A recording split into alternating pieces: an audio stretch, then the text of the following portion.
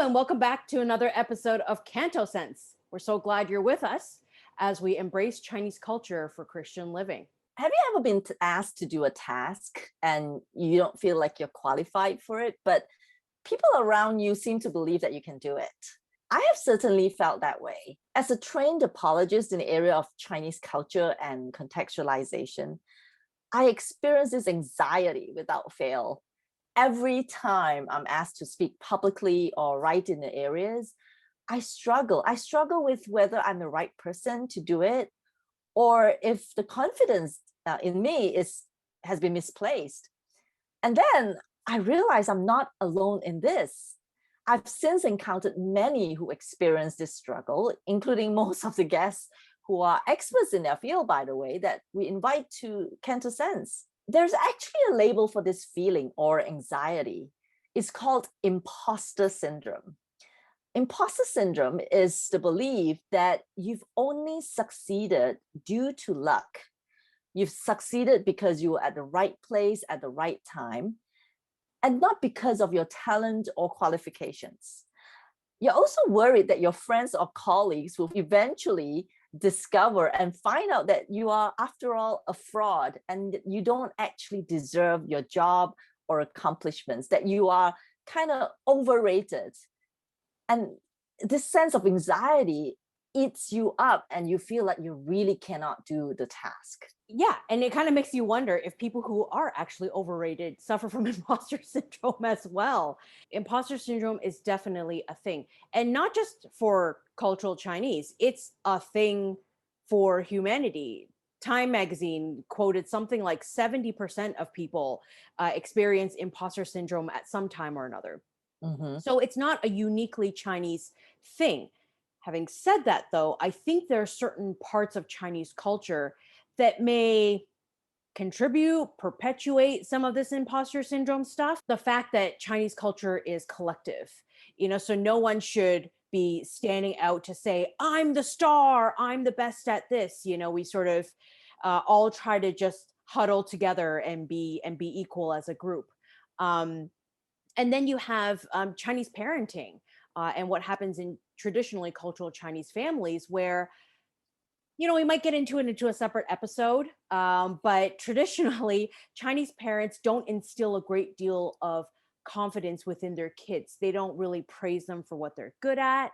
And even if they do, the criticisms for what they're not good at far outweigh the praise.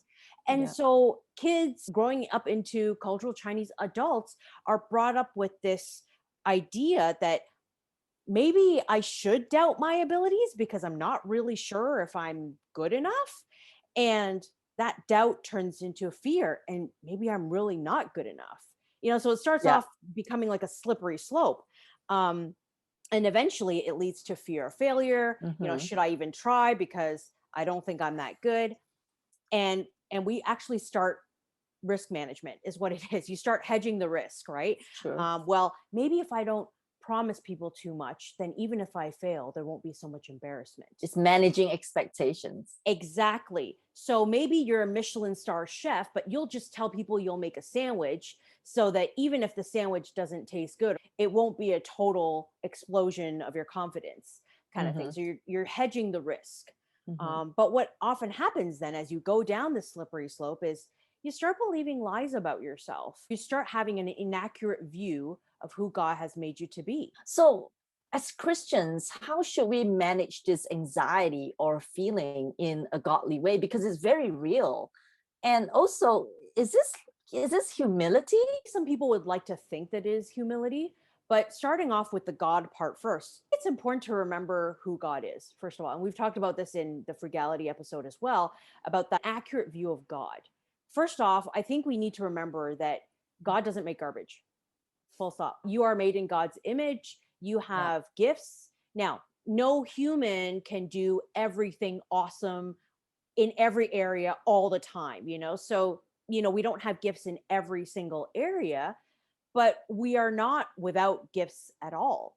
And true humility would be having an accurate view of God, of others, and then of ourselves. I think that's what real humility actually is. To view yourself lower than you should, or to view others lower than you should. All of those things are problematic.